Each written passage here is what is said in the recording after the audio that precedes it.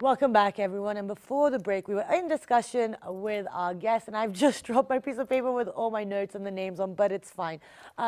Things happen on live television.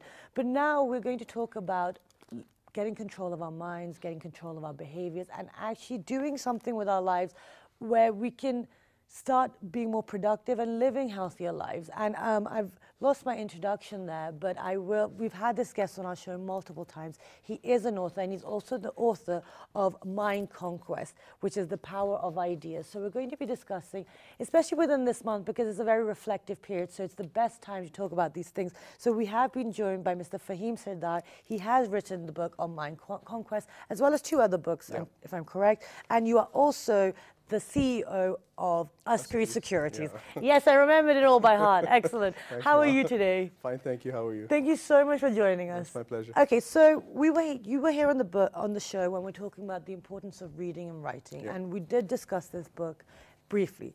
But within this month, we thought it was very important to bring you in and discuss what Mind Conquest is exactly, and how can we control our minds and gain access over it. Very simply speaking, Mind Conquest, this book is about how the mind is central to everything in our existence, physical existence, and how the mind can be influenced through various ways and how it can be conquered. Above all, this book discusses how there is a conflict, there is a war for the control of the mind, and how there is power in ideas, because ideas are central to any kind of influence on the mind. Excellent. Okay, so now, when you were writing the book, you've broken it down, and you also just mentioned before the show started that you recently did a seminar on this. Yeah, exactly. Which was much longer. It was an hour and 20 minutes, and we don't have an hour and 20 minutes. It's on YouTube. Okay, it's on YouTube. Great. On my channel. I've got a channel, so it's on YouTube. Okay, wonderful. We'll share that link with all our viewers after the show. But tell us now, the importance of the whole mind conquest. So you start off our mind and what is it, the psychology behind it, the importance. But when my producer told us we were discussing this, there are effective and scientific ways to bring our ideas into fruition, to gain ideas, control over ideas. So tell us about that. Tell us what the contents is all about and how it builds to gaining control over our I think what you've just asked is like you've jumped to the back end of my book, because instead of just deconstructing, I did reconstruct how it needs to be done. So the fact of the matter is to bring ideas into fruition and how to be effective, and as you were mentioning before we started about time management and bringing positive energies into our lives, the fact of the matter is the first thing is there's awareness. You have to accept that there is something not right. Okay. Maybe with our lives, maybe with what's happening, maybe with how things are being done, how things are constructed around us. And then secondly, you have to understand what it is you want versus what you need. Okay. Step 2. Step 3, then you have to build some knowledge, because people have extremely diverse levels of knowledge as to what they need to do, what they want to do, what they... Okay, I'm just going to pause you there, sorry, before you go on. Now, you said that the first thing is you have to accept that something's not right, or there needs to be some form of change that needs to be made. Sure. But that's the thing, we're experts, and we've done denial. So, and I feel like, especially within certain communities and societies, we're very, very good at it. Sure. How do we get past that? Because I think that's one of the biggest hurdles I think the world is facing these days, is the denial aspect that everyone possesses. Okay, not to sound circular in reference, ideas are powerful, so let's start with an idea. Let's start with pain. Okay. So if somebody's in denial, then what you have to do is either you talk to them sensibly, they talk to you sensibly. If not, then you have to increase the pain. Okay. Because I'm sorry to say, and I've talked about this very extensively in my book, the power of violence and the power of pain. Right. Because that unfortunately, is a human kink in our mind. You see, our mind has many kinks. And we don't have much time, but I'll just try to be very quick about it. What you just said about denial is one of the biggest kinks in our mind. That's what I call a mental blind spot. We just don't want to see something. Now, if I don't want to see something, then somebody might force me to see it, or circumstances might force me to see it.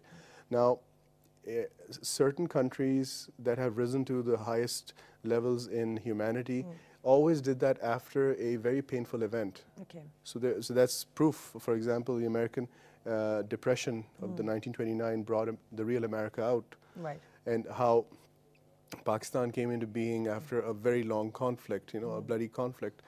So what I'm trying to say is, look, denial is a very big kink in our mind. Right. And in order to deal with that is, the first thing is that if somebody is kind enough to point it out, one should be grateful that at least somebody's taking time out to help me. There's something not right here. But if somebody's on their own, then they really need to do some soul searching. Right. And if they're still denying it, that means the pain is not there. Right. The benefit or opportunity is being ignored and the pain is not there. When the pain starts to rise, I'm sorry to say, that's when reality starts to kick in. No, and you don't need to be sorry, but like I think as time's gone on, I actually started to feel the same, that you can try to do things in a very nice way, but until you It doesn't actually, work. It doesn't, it takes much longer. I wouldn't say it doesn't work. I mean, maybe you might be right, but I would like to be more positive than that. I'm going to be the optimist this Okay, morning. sure. Okay, so that's one thing. Then you said realistic reflection and goals and ideas. Yep. So how do we, this is one thing that we've asked you before, how do we make sure that our goals and our ideas are realistic? Well, look, Which is the next step after sure, the reflection. Sure. The fact of the matter is that one has to be in a realistic situation about life. What is, and I keep playing up the want versus need dilemma, because you see, we've got it all mixed up. Right. What we need, we delay. What we want right now. So it doesn't make any sense. Everything is mixed up. It is extremely important for people to understand what they want versus what they need. Right. They're two different things. We need to breathe, but we might want to breathe some very aromatic air. So that it's a very big difference. Yeah. So people have to have a very clear mind. They have to have a stillness of mind, which gives them. That's why I keep telling people, and I've said this many times in my book, you have to be reflective or reactive. People are becoming reactive because they're becoming impulsive, they're becoming animalistic, because that's what they're being taught to do through media and through various stimuli. You have to be reflective. As soon as the reflectiveness kicks in, the mind starts to become still, and the depth of focus becomes very, very acute. Right. You start to think clearly, you start to, you see, another thing that I've played up in my book is thought and action. Yep. If you can We're going past the kinks, yeah, exactly. If somebody can, if I can, let's just say, take away the turbulence from my thoughts become stable. Right. That will result in stable actions. So it's as simple as that, but it's not that simple, because it has. Of course. But in reality, this is how it should be. Okay. Now, all of these things, all of these actions or steps that we need to take, I mean, a lot of it's psychological. I mean, Quite a lot. Yeah. So now, in a nation where psychology is kind of on the back foot anyway, and it doesn't exist. Yeah. Yeah, it does exist, because my grandfather brought it, introduced it as an independent subject. True. But how do we, because it's easy to say that we need to do this, we should do this, but actually when you look at it, you said we become reactive instead of reflective. But do you also not think that we become reactive because the environment around us also is not allowing us to live that reflective life where we have more control? There's constant triggers that are pulling us here and there. That's absolutely true, but I had a very interesting question in one of the book sessions that I had at the National Book Foundation. Somebody said, how can you be free in an environment, it's a question very similar to what you just said, how can you be free in an environment which does not allow you to be free? I said, look, you are free if you want to be free. Right. Nobody can control your mind like that. But for that, you have to accept some very painful aspects, that somebody knows you better than you. And up till that point that you accept that, it's a very, you feel shame when you realize, my God, I was not even in control of myself. So once you accept that threshold, you're free. Okay. You're absolutely free. Nobody, a shackled body with a free mind is free. Okay. But the environment will always play a role. This happens in the so-called freest of countries, and this happens in some of the most oppressive of countries. So I tend to segregate that. Okay. First, one should start from internal to outside, not from outside to internal. Okay. I think that's where we're going wrong a lot of the time, and this is why this month is so great for reflection. Okay, so that's great. So that works perfectly. So, you start off the book focusing on, obviously explaining mind conquest, the psychology, then the centrality of it, where you talk about the kings. But then the thing is, okay, I don't want to talk too much on the book because I want to talk Sure. about the theory and the practicality of it. But you talked about the power control, the wealth, and the empires. I mean, haven't got to that chapter. I'm not going to lie to you. I do have the book because you gave it to me last time. But what does that actually have? I mean, obviously history and all of that has effects on our behavior, but why did you feel the need to tell people about it? Because power is a central aspect of human existence, and I've also talked about the jinn, because we don't talk about stuff we don't see. So power, empires, wealth need to be discussed. Right. When we talk about how, for example, my mind is being, somebody's trying to shape my mind, it is not happening in a random way. If you look at any Western media, because they've been the most recent colonials, you can clearly see, I mean, if you can just train your mind to see the patterns, they're clearly coding your mind. Right. Constantly coding your mind. Why? Because they're constantly telling you to disrespect your culture, constantly telling you to disrespect your religion, your beliefs. You can't achieve this, you can't do that. We had our own Leonardo da Vinci's. We've forgotten about them. We Muslims flew before Leonardo da Vinci, 400 years before Leonardo. We don't even know his name. That's true. We have accepted that Abu Sina is Avicenna. So what is this? That's why this compelled me to bring this in, because any country, any nation, it's like this: a tribe, an individual tribe, bigger tribe, nation, empire. Okay. And then that's when it grows, and that's how it comes back.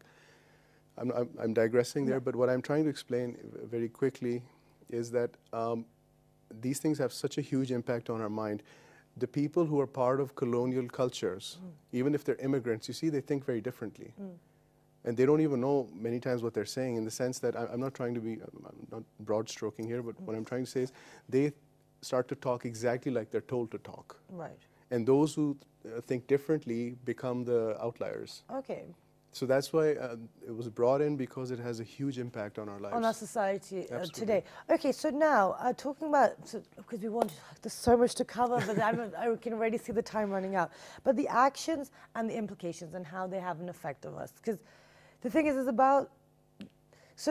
it's about mind conquest. It's about gaining control of yourself, of your ideas, Yes. and doing something Yes. productive and finding your path in life, Yeah. correct? To a certain degree, right? Or whatever anyone's calling is, it's to get a clarity in that. So now, after you've discussed, you've said the president, you've done the history, you've done the psychology, so then what's next? Because then by that point, someone is really at the point where they want to grow and evolve. So what's the next stage of mind conquest? Thinking. You have to think very clearly what it is that you want, what it is that you don't want, what is it that you need, But how do you control the thoughts? Like, how do you control your thoughts? Because the human brain is it's a magical thing. It goes everywhere. It goes everywhere, so let it go everywhere, but it has to go there with a leash. Don't let it go wild, because that's what the present-day media tells you to do. Just go wild and just react. Okay. Spend your money, do this, do that. And after that, you're like what's known as cognitive dissonance. That's just one tiny example of this huge construct of reactivism. What should one do? And then I'd like to touch upon that energy factor that you said. The first thing that somebody should do is they should just think. What is it that they need? What is it that they want? Their mind can wander. Let crazy ideas come in. Okay. I've talked about crazy ideas in my second book, which is called CEO at 34. Yeah. Crazy ideas should not be killed, but they should be basically quarantined, in the sense that don't let them become part of your life, your actions. Let them be part of your thoughts. Thought, action. Let them be part of your thought, but just be careful of what you're bringing into action. Right. So if there are some crazy ideas, your mind wanders here and there, it doesn't matter. Let it wander. It needs to wander. Doesn't matter. But then come back to where you started from. What do I want? What do I need? And that comes back to the first step, when we reflect and write our goals and make realistic goals. And now, touching upon the energy thing, now what happens is, if you stop acting out on impulse, that actually saves up your energy. Okay. Initially, it's a very painful process, but eventually what happens is you can actually harness that energy for something better. I have noticed so many times that the moment you stop somebody's impulsive action, they become very angry. They become very upset that you've stopped me. But after a little while, if you can sort of just bring that to a slightly better platform, that you have that energy that you always needed. And gradually, life is about discipline. It's not about just running like a mad person here and there. The moment you bring discipline into your life, just a little bit, that increases your energy, your vitality. Absolutely. Okay, now, this is the thing that you were saying, that the discipline and the ideas of energy, by this point, you know, by the time that someone's drained of all of that, like you said, you're constantly told, don't do this is wrong, you're constantly being judged. So how do you get to that point where you can feel positive enough to make these changes? Because you have to actually want to change in order exactly. to... Because, like you said, let your mind wander, but then it's so hard to keep it on a leash because, like you said, you're being fed with so many things, left, right, and center. So you turn off the TV. Turn off the TV. Okay. Switch it off. Put your phone away. Learn to sit alone 10 minutes a day. Just learn to sit alone. That's, I mean, it sounds very crazy and silly, but learn to sit alone and think and reflect. Okay. Reflecting, if I recall, all the sophists and all the great thinkers used to think in silence, not in the center of a street, not in the center of a media frenzy, feeding frenzy.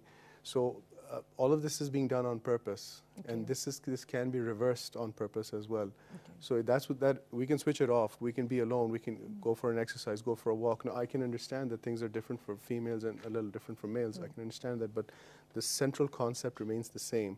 Learn to sit alone and learn to think, and start to ask the question why. Why? Okay, great. And we've actually run out of time, but we didn't even get through halfway through the stuff. Like, really, there's a lot here. But thank you so much. We will call you back because this is, you know, really great. Is there anything that you'd like to share? Like, I'd like you to just, because you have written this book and because you're much more reflective than, you know, a lot of us here. But what would you like to say to people during this Ramadan? What would you like them to take out of it? Like, what do you hope? I would like them to just spend, not 10 minutes, just 5 minutes, spend alone and think about what's happening around you and try to make sense of it. There's always an answer, and you can find the answers. Great.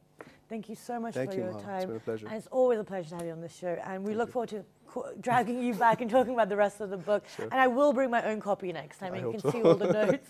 But that was us talking about mind conquest, the power of ideas, and gain control of our lives and doing something productive. But now we have to quickly move on to